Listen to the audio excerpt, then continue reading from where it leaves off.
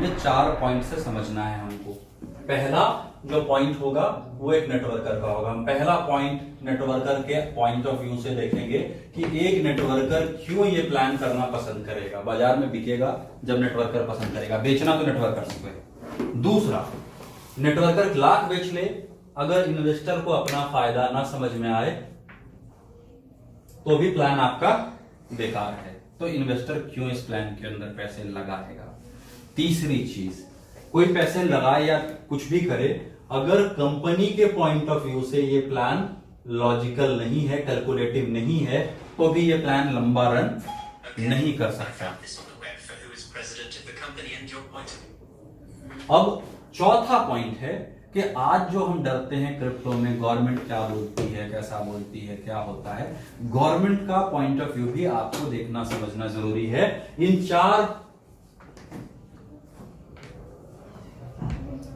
चार पॉइंट्स पे हम अपने प्लान को आज इन 4 कसौटियों पे देखेंगे तो आपको चीजें समझ में आएंगी। अब देखो, पहली चीज ये समझनी है, मैंने पहला जो डिस्कशन शुरू किया था कि नेटवर्क मार्केटिंग में हिंदुस्तान में ट्रेंड चलता है। जिस चीज का ट्रेंड है, सर्वे का ट्रेंड तो सर्वे, ग्रोथ प्लान का तो ग्रोथ प्लान, क्लिक का तो क्लिक, ऐड देखने का तो ऐड देखने का, रिक्शा बाइकिंग का तो हेल्पिंग का तो हेल्पिंग का, वो ट्रेंड चलता है।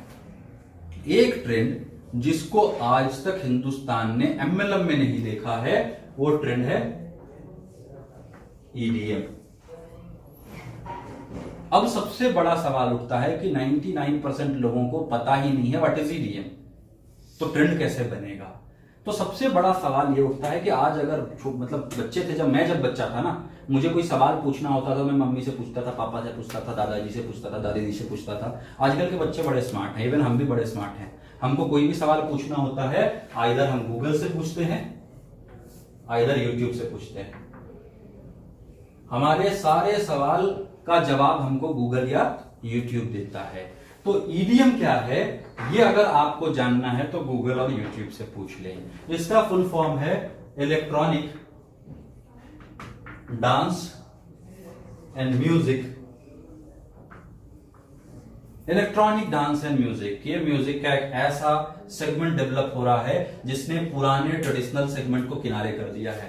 पहले शादियों में ढोल बजते थे, दूसरे लोकल फोक म्यूजिक बजते थे, लेकिन अब जिसके रिसेप्शन के अंदर डीजे ना लगी हो, वहां पहले घर वाले खड़े हो जाते हैं। घर में बीवियां बच्चे पहले बोलते हैं डीजे का इंतजाम होना चाहिए। हर फंक्शन में, हर हमारे यहाँ जो प्रोसेशंस निकलते हैं, पहले हमारे यहाँ दुर्गा पूजा में या रामनवमी में प्रोसेशन निकलते थे, मैं झारखंड या बिहार की बात करूं, तो दूसरे ताशा ढोल और ये सब चलता था। आज हर जगह डीजे आता है। तो कहने का मतलब डीजे कल्चर हमारे देश में बहुत तेजी से फल फूल रहा है, और उसी डीजे कल्चर का ज्यादा डेवलप रूप है ईडीएम। डांस एंड म्यूजिक दोनों ही ऐसे फैक्टर्स हैं जो ह्यूमन बाय बर्थ अडॉप्ट करता है। बच्चे को शुरुआत से म्यूजिक पसंद है, माँ की लोरी से लेके जब तक बड़ा होता है, हम म्यूजिक सब पसंद करते हैं, और डांस हम खुश होते हैं, नाचते हैं और अच्छा लगता है। तो ये एक ऐसी चीज है जो सबको अच्छी लगती है। ये पहला पॉइंट है कि डांस एंड म्यूजिक अच्छा लगता है। ईडीएम उसका दूसरा पॉइंट है। अब ईडीएम का क्या क्रेज है, अगर आपने ये जानना है तो आपने सर्च करना है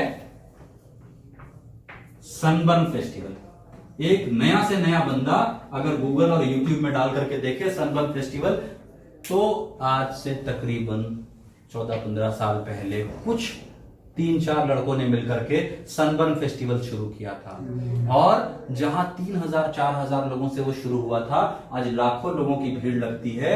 हर साल गोवा में, हर साल मुंबई में, हर साल पुणे में ये सनबर्न फेस्टिवल ऑर्गेनाइज किया जाता है, जहां लोग आते हैं, उनको कोई आरओआई नहीं मिलती, कोई रिटर्न नहीं मिलता, कोई मॉनेटरी बेनिफिट नहीं मिलता। लोग अपने पैसे से टिकट खर्च करते हैं अपने डीजे को सुनने के लिए, उस कंसर्ट में पार्टिसिपेट करते हैं। सनबर्न आज हिट है, ये हमको दोबारा से एस्टैब्लिश करने की जरूरत नहीं है। लोग पैसे खर्च करके जाते हैं, चाहे वो एमबीए के स्टूडेंट हो, चाहे वो इंजीनियरिंग के, मेडिकल के स्टूडेंट हो, चाहे वो कॉल सेंटर में काम करने वाले हो, कॉर्पोरेट में काम करने वाले हो, जो भी हो सकता है आप ईडीएम में कभी ना गए हो पैसे खर्च करके, मैं ना गया हूं, हम में से कोई ना गया हो, लेकिन हिंदुस्तान में लोग पैसे खर्च करके ईडीएम में जा रहे हैं। ये सबसे बड़ी सच्चाई है। इसको हमको अलग से किसी सर्टिफिकेट की जरूरत नहीं है, वो इंटरनेट गवाह है। आप सर्च करेंगे सनबर्न फेस्टिवल में लाखों की भीड़ हर साल हमारे देश में लग रही है।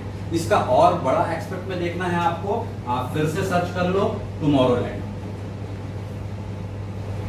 जब आप टुमारोलैंड सर्च करोगे तो आपको पता चलेगा कि एक और ईडीएम है जो कि यूरोपियन कंट्रीज में बड़ा पॉपुलर है, और जब टुमारोलैंड कहीं डेट अनाउंस करता है तो पूरे के पूरे यूरोपियन यूनियन के, यूएसए के, यूके के, ऑस्ट्रेलिया के लोग आते हैं। सिर्फ एक, जैसे आज वर्ल्ड कप हो रहा है क्रिकेट का, पूरे वर्ल्ड से लोग आ रहे हैं। टुमारोलैंड के डेट में जब अनाउंसमेंट होता है तो पूरे वर्ल्ड से लोग पैसे खर्च करके पर्टिकुलर एक कंट्री में जाते हैं ईडीएम फेस्टिवल में पार्टिसिपेट करने के लिए।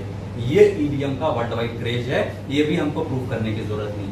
और कितना क्रेज है डीजे का, ऐसे म्यूजिक कंसर्ट का, ये आपको देखना है तो आप गूगल कर लो। जस्टिन बीबर जब इंडिया आया था तो कितने प्राइस का कोटेशन का टिकट था और कितनी जल्दी वो टिकट सोल्ड आउट हुए थे। जस्टिन बीबर के प्रोग्राम में हाउसफुल हो गया था ticket within few hours. Shape of you गाने से बड़ा हिट हुआ डीजे एड शेरन। जब एड शेरन इंडिया आया था उसके कंसर्ट के टिकट भी within a week sold out हो गए। अभी जस्ट इलेक्शन के टाइम में भारत में डीजे मार्शमेलो आया था, आप गूगल कर लो डीजे मार्शमेलो इन इंडिया। जब डीजे मार्शमेलो इंडिया आया, मामूली सा डीजे है, कोई बहुत बड़ा film star, superstar Hollywood Bollywood का नहीं है, सिर्फ एक डीजे है, सिर में एक मटका सा पहन के रखता है, उसका चेहरा लोगों ने नहीं देखा। लेकिन उसको कौन प्रमोट कर रहा था? तो शाहरुख खान, इंडस्ट्री का बादशाह शाहरुख खान उसको प्रमोट कर रहा था। चाहे वरुण धवन हो, चाहे कार्तिक आर्यन हो, चाहे सुशांत सिंह राजपूत हो, चाहे प्रीतम हो, सब उसको प्रमोट कर रहे थे और डीजे मार्शमेलो के टिकट भी सोल्ड आउट हुए। तो कहने का मतलब है कि मेरे इन सारे डिस्कशंस के अंदर एक पॉइंट मैं आपको वापस एस्टैब्लिश कर रहा हूं कि ईडीएम एक हिट फॉर्मूला है जिसको कोई नहीं बदल सकता। ईडीएम जब होता है तो ईडीएम में लोग आते हैं। दूसरा, जो ऑर्गेनाइजेशन है, ऑर्गेनाइजेशन को पैसे कैसे कैसे आते हैं? जब ईडीएम होता है तो ऑर्गेनाइजेशन को कुछ गिनती के तरीकों से पैसा आता है। पहला, जो ईडीएम होता है उसमें टिकट सोल्ड आउट होते हैं, टिकट सोल्ड आउट होते हैं, उससे रेवेन्यू आता है। अगर आप किसी प्राइवेट स्पेस में कर रहे हो तो वहां पे आप पार्किंग एरिया भी सोल्ड आउट करते हो। पार्किंग एरिया से लोग प्राइवेट गाड़ी से आते हैं तो पार्किंग एरिया से भी पैसा आता है। तीसरी चीज, स्पॉन्सरशिप से भी पैसा आता है। आप जब स्पॉन्सर्स के साथ मिलकर करते हो, स्पॉन्सरशिप से भी ईडीएम में पैसा आता है। और चौथा, कि जब ये इवेंट होता है, लंबा होता है, तो लोगों को कंफर्टेबल रहने के लिए, एंजॉय करने के लिए ड्रिंक्स की भी जरूरत पड़ती है, फूड की भी जरूरत पड़ती है। जैसे एयरपोर्ट के अंदर खाना और पानी महंगा मिलता है, वैसे यहाँ ड्रिंक्स, फूड महंगे मिलते हैं। तो जो स्टॉल्स लगते हैं उन स्टॉल से भी पैसा आता है। अगर प्रॉपर वे में एग्जीक्यूट हो जाए तो ईडीएम से पैसे आते हैं। ये पॉइंट भी आपने समझ लेना है, इसको भी कोई काट नहीं सकता, इस लॉजिक को भी कोई काट नहीं सकता। और इस पॉइंट से आगे अगर मैं बढ़ूं तो मैं आपको ये बताऊंगा कि ईडीएम का फॉर्मूला हिट है और ईडीएम से पैसे बनाए जा सकते हैं। ये बात ग्रेट लाइफ परिवार को आज से 2 साल पहले समझ में आ गई थी। 2 साल पहले ग्रेट लाइफ परिवार के पास ईडीएम से पैसे बनाने का आइडिया आया तो शाशा जी ने क्या किया? एक ईडीएम करने का डिसाइड कर लिया। और ईडीएम करने के लिए उन्होंने एक कंपनी फॉर्म की। आप थोड़ा सा सिर्फ मेरा हेल्प करेंगे, आप ये वाइप आउट कर देते हैं, थोड़ी सी आसानी रहे। 2 साल पहले शाशा जी के पास जब ये आइडिया आया कि भाई ईडीएम से पैसे बनाए जा सकते हैं, तो 2 साल पहले उन्होंने कंपनी फॉर्म की, welcome to hell music festivals private limited. और जब आपको कोई भी प्रोजेक्ट करना होता है, एक बिजनेसमैन कोई भी प्रोजेक्ट करता है तो क्या करता है? या तो बैंक से पैसे लेता है या मार्केट से पैसे लेता है। 2 रास्ते हैं बिजनेस करने के, या तो आप बैंक से पैसे लेंगे या मार्केट से पैसे लेंगे। तो ग्रेट लाइफ एक ऐसा ऑर्गेनाइजेशन है जो 9 सालों से प्रॉफिट शेयरिंग के बिजनेस में है। 9 सालों से, चाहे वो टूर पैकेजेस के माध्यम से प्रॉफिट शेयर कर रहा हो, चाहे वो इंश्योरेंस पॉलिसीज के माध्यम से प्रॉफिट शेयर कर रहा हो, चाहे वो क्रिप्टो करेंसीज के माध्यम से उसने लोगों के साथ प्रॉफिट शेयर किया हो, लेकिन 9 साल से प्रॉफिट शेयर करते हुए मार्केट में स्टैब्लिश अगर रहने का रिकॉर्ड किसी के पास है तो ग्रेट लाइफ के पास है। 2 साल पहले ग्रेट लाइफ ने अपनी कोर टीम को एक ऑफर किया कि मैं ईडीएम करने जा रहा हूं, अगर आप मुझे फाइनेंस करते हो, आप मुझे पैसे देते हो तो मैं विद प्रॉफिट आपको रिटर्न करूंगा। और कोर टीम ने उनको पैसे दिए और 11 नवंबर 2017 को चंडीगढ़ के अंदर इवेंट हुआ भी। तो कहने का मतलब है ईडीएम एक हिट फॉर्मूला है, ये हमको मालूम है। प्लान की कॉपी होती है हमारे देश में मालूम है, अगर हमने ये ट्रेंड कॉपी किया, मार्केट में उतारा, इसकी कॉपी भी होगी। लेकिन जो कॉपी करेगा वो बोलेगा हम ये करने वाले हैं। वेलकम टू हेल ये है कि हम कर चुके हैं, हमारी हिस्ट्री कोई कॉपी नहीं कर सकता। बुक माई शो हमारा पर्सनल एप्लीकेशन नहीं है, भारत का सबसे बड़ा टिकट बुकिंग प्लेटफॉर्म है। आज जिन्होंने भी उस इवेंट में पार्टिसिपेट किया था उसके बुक माई शो के परचेज हिस्ट्री में वेलकम टू हेल के टिकट्स हैं। तो हम ये दिखा सकते हैं कि हमने 2 साल पहले इवेंट किया था जिसके अंदर चंडीगढ़ में 11 नवंबर 2017 को ये इवेंट हुआ था। इसकी कोई कॉपी पूरे हिंदुस्तान में नहीं कर सकता। तो 11 नवंबर 2017 को वेलकम टू हिल ने इवेंट प्लान किया, कहां? चंडीगढ़ के अंदर। और चंडीगढ़ में बाकायदा देसी वर्सेस विदेशी की थीम पे ये इवेंट हुआ, जिसमें पंजाब के लोगों को एंटरटेन करने के लिए जस्सी गिल, बब्बल राय, गिप्पी ग्रेवाल जैसे डीजेस आए। तो इंटरनेशनल फेम मारी फेरारी और मार्निक्स जैसे डीजेस ने भी परफॉर्म किया। मारी फेरारी के कितने फॉलोअर हैं वो आप उसके फेसबुक पेज पे जाकर के, उसके प्रोफाइल पे जाकर के आप देख सकते हैं। मार्निक्स का क्या फैन बेस है, उसकी क्या रैंकिंग है, वो भी आपको गूगल और यूट्यूब बता देगा। तो इतने बड़े डीजेस को लाके परफॉर्मेंस कराना, मोजो जोजो, डीजे लेमन और ये सारे प्रमोशंस हुए और वो इवेंट भी हुआ। उस इवेंट के होने के बाद उसको बकायदा टेलीग्राफ ने, टाइम्स ऑफ इंडिया ने और तमाम मीडिया चैनल्स ने कवरेज दी, ये भी सच्चाई है। रेडियो सिटी से लेकर सब जगह उसके प्रमोशंस हुए, वो भी सच्चाई है। तो हमने इवेंट किया, हमको थोड़े बहुत स्पॉन्सर्स मिले, 4-5 हजार लोग उस इवेंट के अंदर आए और वो इवेंट हुआ।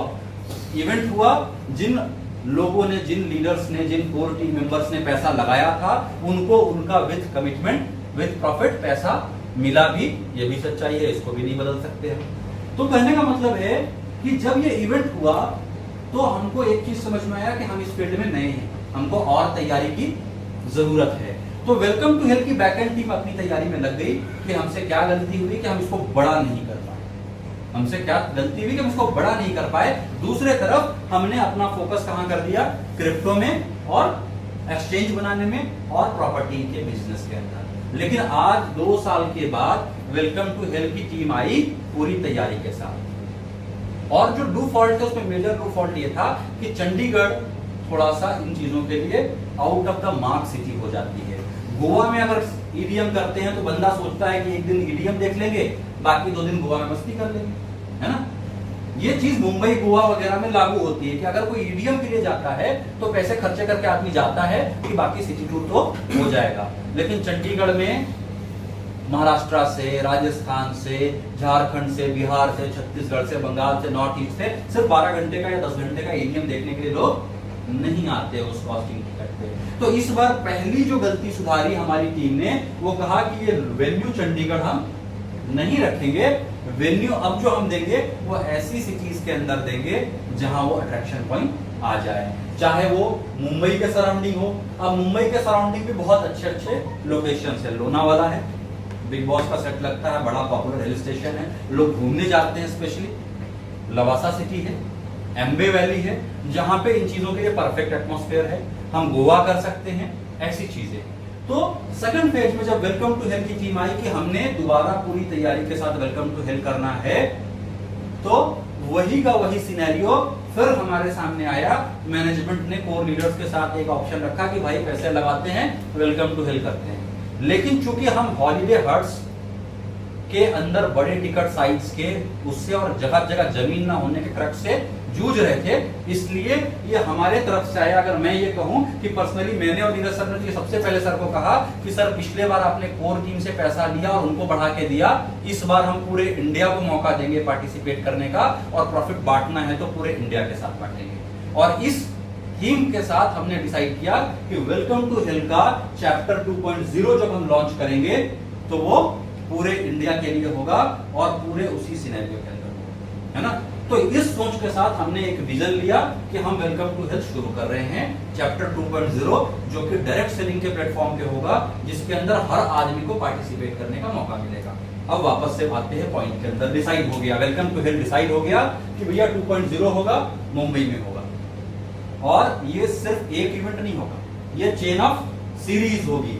अभी कौन सा चलेगा? वेलकम टू हेल 2.0 जो मुंबई में होगा या मुंबई के सराउंडिंग होगा। अब पहले अगर हम लोकेशन डाल देते हैं, तो क्या पंगा है ये इन्वायरमेंट एक्टिविस्ट हैं, बहुत सारे लोग हैं जो तुरंत एक हाई कोर्ट में रिट डाल दें कि भाई इस जगह पे ये लोग इतना हल्ला करेंगे, शोर शराबा करेंगे, पक्षी भाग जाएंगे, ये भाग जाएंगे, वो भाग जाएंगे। तो एग्जैक्ट लोकेशन तो हम आपको अनाउंस करेंगे 2 महीने के बाद, जब 2 महीने बचे रहेंगे। लेकिन हम आपको ये बता दें कि ये होगा मुंबई के सराउंडिंग। और इस तरीके से हर 2-2.5 महीने के सीरीज में ये चलेगा। अभी जो चल रहा है वो वेलकम टू हेल्थ 2.0 चल रहा है। ये फरवरी के लास्ट वीक में या मार्च के फर्स्ट वीक में अनाउंस होगा। ठीक 2-2.5 महीने के बाद वेलकम टू हेल्थ का 2.1 चैप्टर होगा, उसकी वेन्यू अलग होगी। फिर 2.2 होगा, फिर 2.3 होगा। पता चला कि 4 इवेंट में 2020 खत्म हो गया।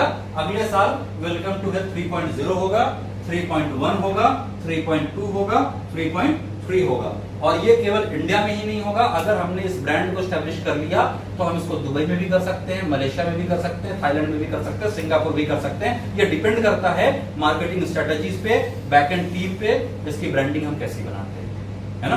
तो ये एक ऐसा विजन है जो हमको सीरीज दर सीरीज इसको काम करने में मदद करेगा। तो फिलहाल हम बात करते हैं वेलकम टू हेल्थ 2.0 ये कैसे काम करेगा, और जो हमने 4 एंगल्स दिए उस 4 एंगल्स पे हम बात करते हैं।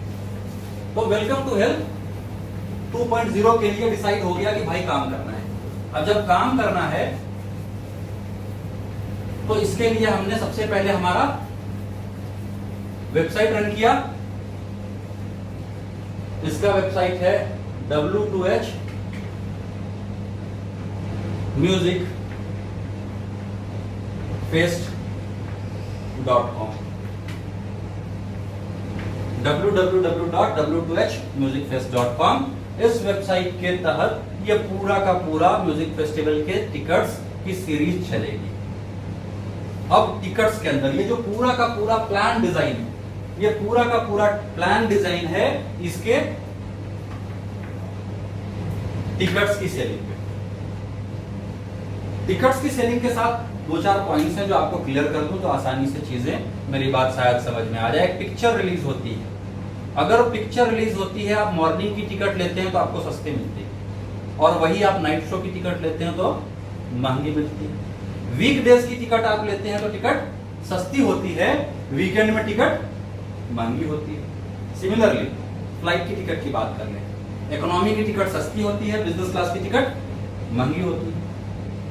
जल्दी बुक कर लो तो सस्ती मिलती है, डेट नजदीक आ जाए तो टिकट महंगी मिलती है। हमारा इवेंट होने वाला है W2H 2.0 फेब 4th वीक और मार्च 1st वीक के ड्यूरेशन में 3 दिन का ये प्रोग्राम होगा। 3 दिन का ये प्रोग्राम होगा। इसकी टिकट्स हम आपको दे रहे हैं तो आप इसको ऐसा समझ लो कि ये एडवांस बुकिंग है। आइदर आप बोल सकते हो अर्ली बर्ड्स, हम एडवांस सेल में आपको टिकट दे रहे हैं, अर्ली बर्ड्स में टिकट दे रहे हैं। तो अर्ली बर्ड्स में टिकट देने के कारण हम आपको ये टिकट डिस्काउंटेड रेट पे ऑफर कर रहे हैं, है ना। डिस्काउंटेड रेट पे टिकट ऑफर करने के कारण हमने एक टिकट का बंडल बनाया 12,500 रुपये का। 12,500 में जो टिकट है वो हम आपको ऑफर कर रहे हैं 8,250 रुपये। तो ये जो सबसे बड़ा ये है कि एक आपके पास मौका है, 12,500 रुपये के टिकट के बेनिफिट्स हम आपको अलाउ कर रहे हैं कि भाई अभी ले लीजिए। अब सिमिलरली जब इससे आगे बढ़ेंगे तो दूसरा जो पैकेज है हमारा वो है 28,500 रुपए का, जिसके लिए कॉस्ट प्राइस आपको देनी पड़ रही है 17,700। तीसरा जो पैकेज है वो हमारे पास है 70,500 रुपए का, कॉस्ट प्राइस है हमारी अभी 41,300। चौथे ऑप्शन के अंदर हम आपको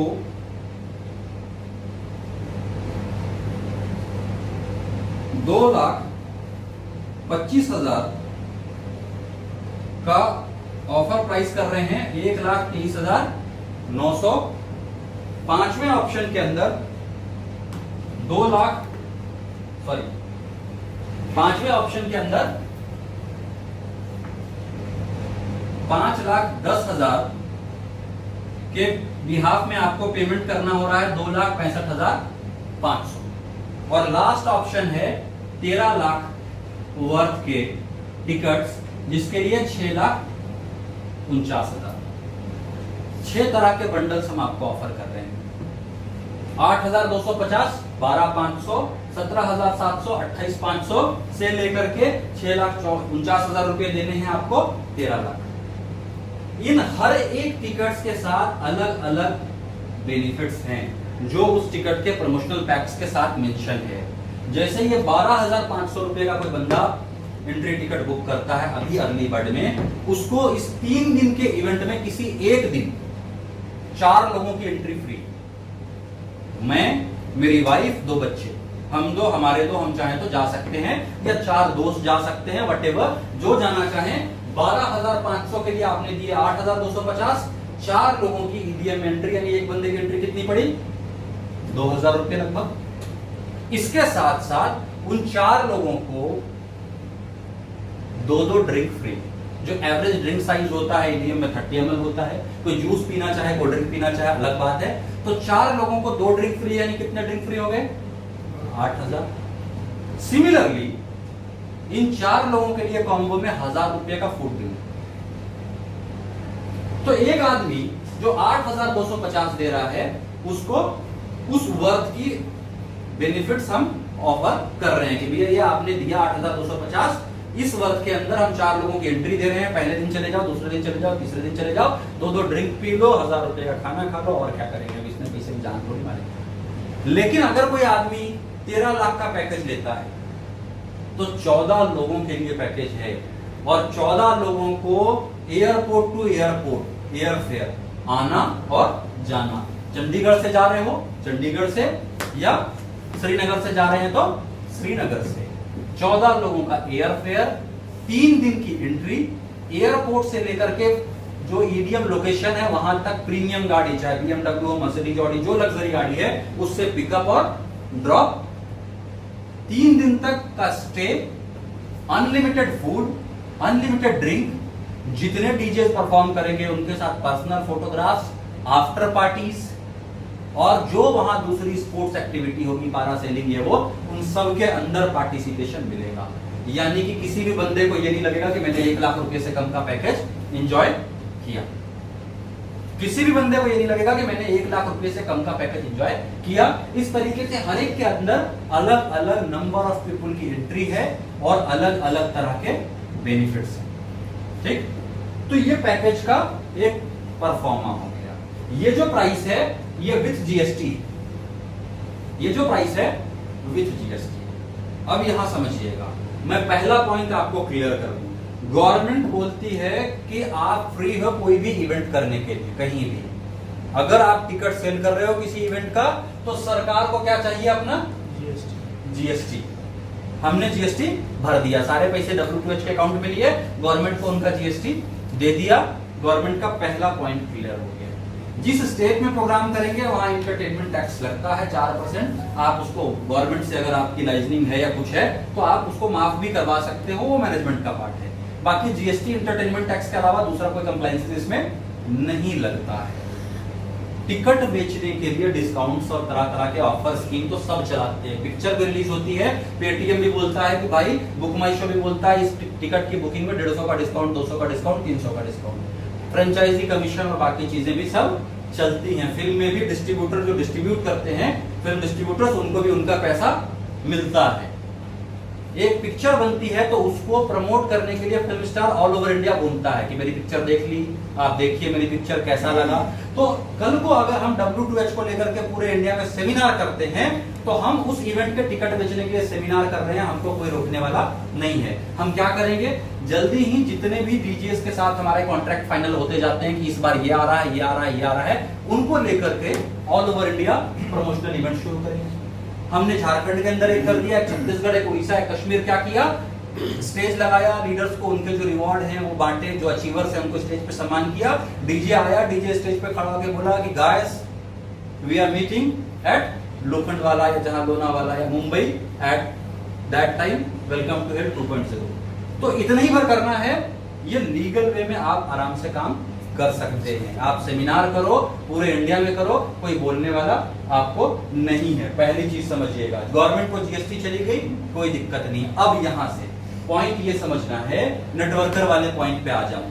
नेटवर्कर वाले पॉइंट पे अगर बात करूं तो देखने में ऐसा लगता है कि इस इन्वेस्टमेंट पे 50% मिल रहा है, इस पे 60% मिल रहा है, इस पे 70% मिल रहा है, इस पे 80, इस पे 90 और इस पे 100% मिल रहा है। ऐसा देखने में हमको लगता है।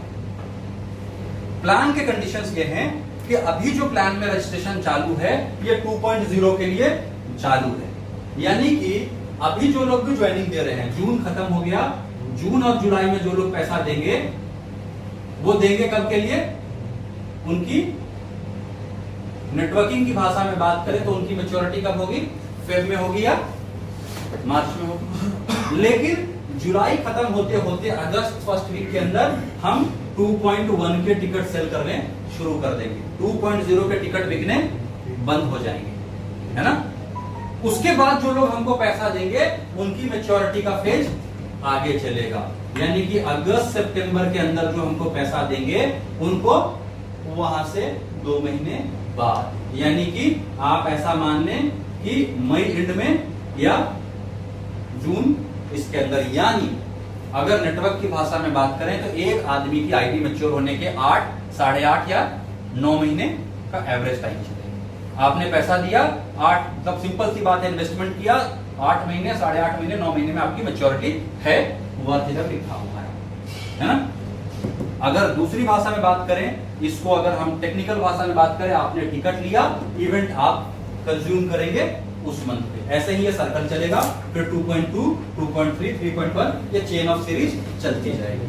आपने जैसे ही आईडी लगाई, आपने पिन से आईडी एक्टिवेट किया, आपकी आईडी पे आपका टिकट जनरेट हो जाएगा। आपकी आईडी पे आपके इवेंट का टिकट जनरेट हो गया और उस इवेंट के बाद 2 महीने बाद जो आईडी लगाएंगे उसको 2.1 का टिकट जनरेट होगा, फिर 2 महीने बाद जो लगाएंगे उसको 2.2 का टिकट जनरेट होगा। ऐसे series by series ticket generate होगा।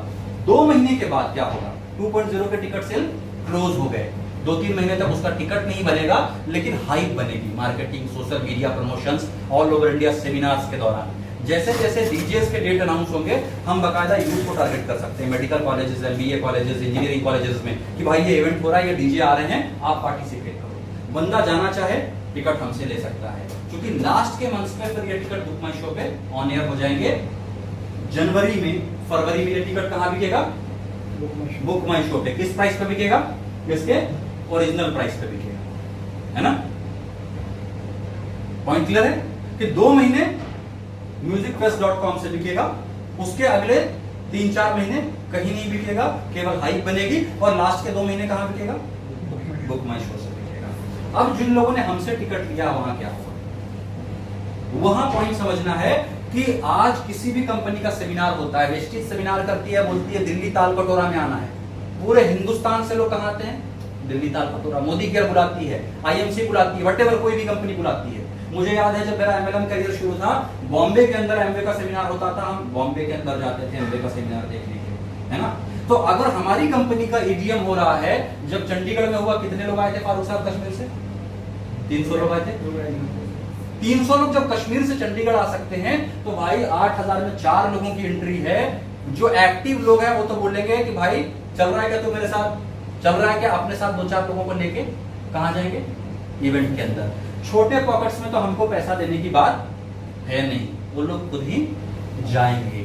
जो बड़े पॉकेट्स हैं उनको भी ये अगर दिखता है बेनिफिट कि भाई 14 लोगों का हवाई जहाज से आने जाने का दे रहे हैं, एयरपोर्ट से पिकअप ड्रॉप दे रहे हैं, सारे डीजे के साथ फोटो खिंचाने दे रहे हैं, अनलिमिटेड खाना दे रहे हैं, अनलिमिटेड ड्रिंक दे रहे हैं, रहना दे रहे हैं, एक्टिविटीज दे रहे हैं, तो ये भी पार्टिसिपेट करेंगे। कोई भी पार्टिसिपेट करेगा तो हमको हमारी वर्थ कम पड़ेगी, हमको उनको मैच्योरिटी करने की जरूरत नहीं है। लेकिन अगर कोई पार्टिसिपेट नहीं करता है तो क्या option? On the date of maturity या नियर बाय द इवेंट बंदे के पास 3 बटन आएंगे, कंज्यूम,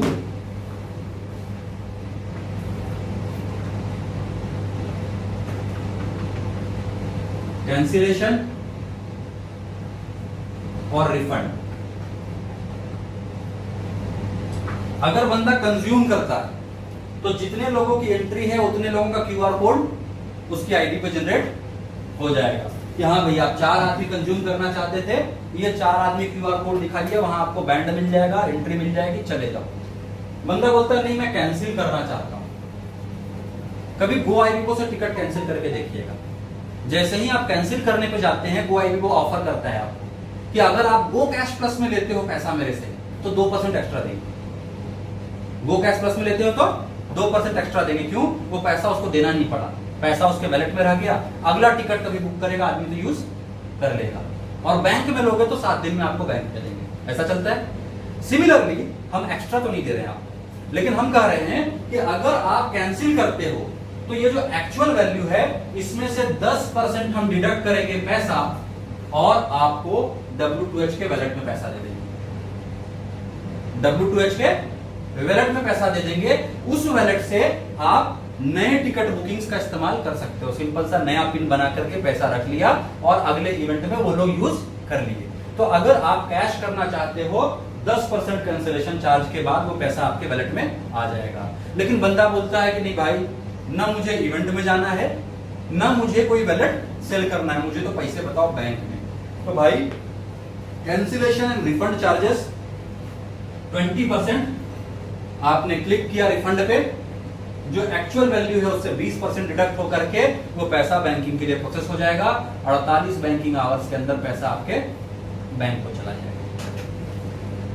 48 बैंकिंग आवर्स के अंदर पैसा आपके बैंक को चला जाएगा। कहने का मतलब है 12,500 जिसको दे रहे थे उनको हम कितना दे रहे हैं? 10,000। 20% कट गया इस अमाउंट। तो 8,250 वाला भी लॉस में नहीं है, इसलिए 8,250 के बदले 10,000 मिल रहा है। अब 8,000 में करोड़पति तो हम किसी को बना नहीं सकते, लेकिन 6,49,000 वाले को हम 10,40,000 रुपए दे रहे हैं।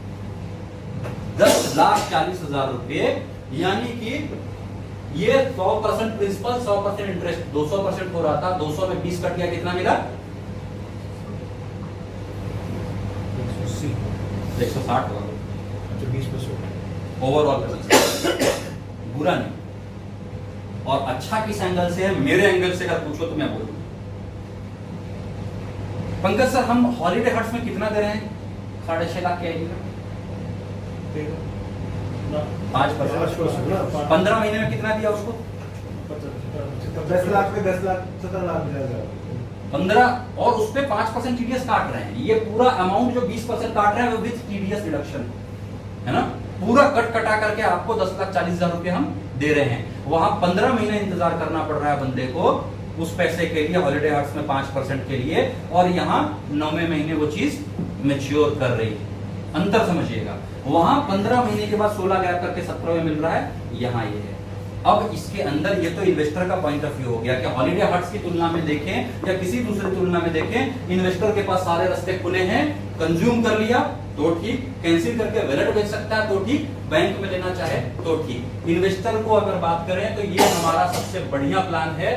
आज हमारे ग्रेट लाइफ के जितने प्लान है उनमें सबसे अच्छा प्लान अगर इन्वेस्टर से है। 9 महीने का टाइम देखते देखते बीत जाता है, उनको उनका रिटर्न मिलता है, बैंक में मिलता है, कोई टेंशन वाली बात नहीं है। ये पहला पॉइंट समझिएगा। अगर नेटवर्कर के पॉइंट ऑफ व्यू से बात करें तो नेटवर्कर के पॉइंट ऑफ व्यू से भी अगर हम चीजों को देखें, 5% की डायरेक्ट है जो बैंक में आएगी, 5% की बाइनरी है जो बैंक में आएगी, रिवॉर्ड्स हैं जो बैंक में मिलेंगे। नेटवर्कर को वहां से भी कोई नुकसान नहीं है। छोटी छोटी एंट्रीज हैं, छोटा उठा सकते हैं, बड़ी एंट्रीज है, बड़ा उठा सकते हैं। मैच्योरिटी वो सामने वाला रिफंड प्रोसेस करेगा, उसको उसका मिलना है, वो भी हमारा टेंशन नहीं। हमने कमाना है, हम लोगों के वैलेट कैश करके 10% वहां से मैच्योरिटी में। सोचो कि 13 लाख रुपए की मैच्योरिटी किसी की है 9 महीने बाद, और हम ये बोलते हैं कि हम फिर से उठा के दे रहे हैं, तो 10% कितना कमाई हुआ हमारा? 1,30,000 रुपए। अगर हम किसी का वैलेट कैश करके देते हैं तो 13 लाख का 10% हमारी जेब में बचता है, क्योंकि बैंक में उसको मिलता 10,40, हम उसको 10,40 देंगे, वैलेट हम लेंगे, बेचेंगे हम, सीधा सीधा फायदा है। तो ये नेटवर्कर के पॉइंट ऑफ व्यू से भी चीजें देखिएगा। चूंकि हमारे यहाँ बंगाल में आरडीएफडी एमआईएस कंपनियों, शारदा, रोज वैली से लेके सबको लेके बहुत बड़े बड़े कांड हैं। छत्तीसगढ़ में, उड़ीसा के अंदर बहुत % बाइनरी में बट गया, 5% डायरेक्ट बच गया, बाकी पूरा पैसा कंपनी के पास जा सकता है। और मैच्योरिटी कब देनी है, हर आदमी को एक टाइम, तो वो पैसा है कंपनी के पास चीजों को स्टैब्लिश करने के लिए, कवर अप करने के लिए। दूसरा, अगर ढंग के डीजे आ गए, ढंग का प्रमोशन आ गया, लोगों को आपने कंज्यूम करा दिया, तो मैच्योरिटी का किसी को टेंशन है क्या?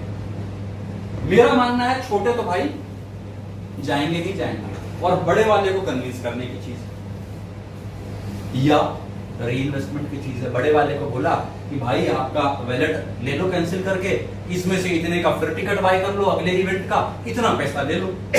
तो हम लोग भी मैच्योरिटी के उस प्रेशर से बाहर होते हैं। जब आपने लोगों को एग्रीमेंट पकड़ा दिया हॉलिडे हट्स का, तो वो 16 महीने बाद खड़ा रहेगा, पैसे दो। लेकिन हमने जहां वापस वैलेट में घुमा दिया और बोला कि भाई ये आपका वैलेट कैंसिल करा रहे हैं, 10% हमारा होगा, अब 13 लाख में से ये पकड़ो आप 649 तो पूंजी रखो, बाकी क्या आप दोबारा इन्वेस्ट कर दो, और रास्ते भी हमारे पास खुले हुए हैं। तो जो नेटवर्क मार्केटिंग को जानते हैं, समझते हैं, उनके लिए समझ में अच्छे से आएगा कि अगर हिट कराने पे आ जाए तो हर तरीके से ये प्लान हिट है। गवर्नमेंट को उनकी जीएसटी से मतलब है, और अगर लोगों ने रिफंड मांगा, आपने रिफंड नहीं दिया, तो गवर्नमेंट को प्रॉब्लम है। आप जो रिफंड करेगा उसको रिफंड कर दो बैंक में। सरकार के एंगल से ये प्लान ठीक है, इन्वेस्टर के एंगल से भी ठीक है, पैसा दिया पैसा लिया, जितना दिया उसके हिसाब से प्रोपोर्शन वाइज दिया। छोटा रिस्क लिया 8000 वाला तो छोटा रिटर्न है, बड़ा रिस्क लिया तो ज्यादा प्रॉफिट है। तो इन्वेस्टर के लिहाज से भी जिन्होंने पैसा लगाया उनके लिए वाइबल है, किसी भी एंगल से दिक्कत नहीं है। कंपनी के लिहाज से भी कंपनी देखती है कि भाई हमको किसी जमीन में पैसा नहीं फंसाना, किसी चीज में पैसा नहीं फंसाना। इवेंट कर रहे हैं, इवेंट में अगर लोगों को घुमा दिया तो पैसा देने नहीं है, और अगर लोगों को देने हैं तो क्या होगा, 20% काटने के बाद पैसे देने हैं। हमने लिया था लोगों से 8250, 20% काट के कितना दिया, 10,000, और 10,000 के बाद यही टिकट हमने बुक माई शो से कितने में बेच दिया, 12,500।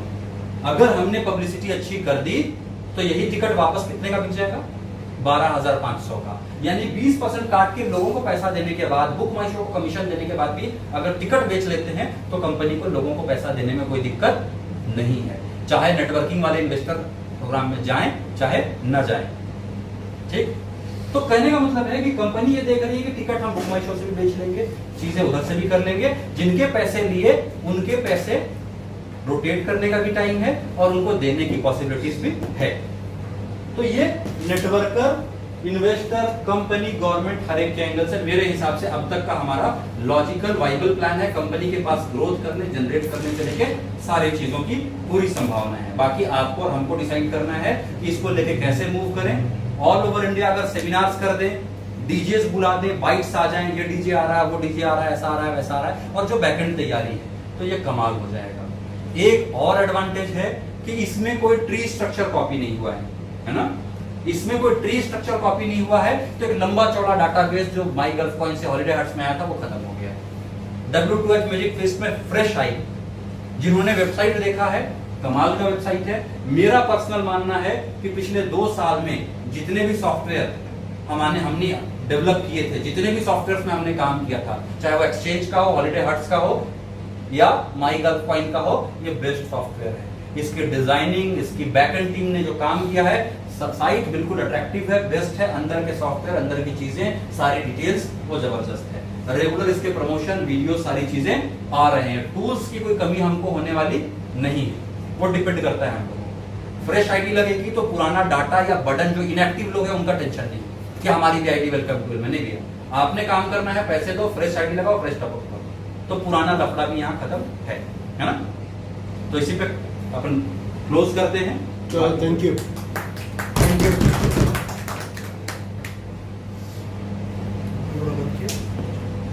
ऊपर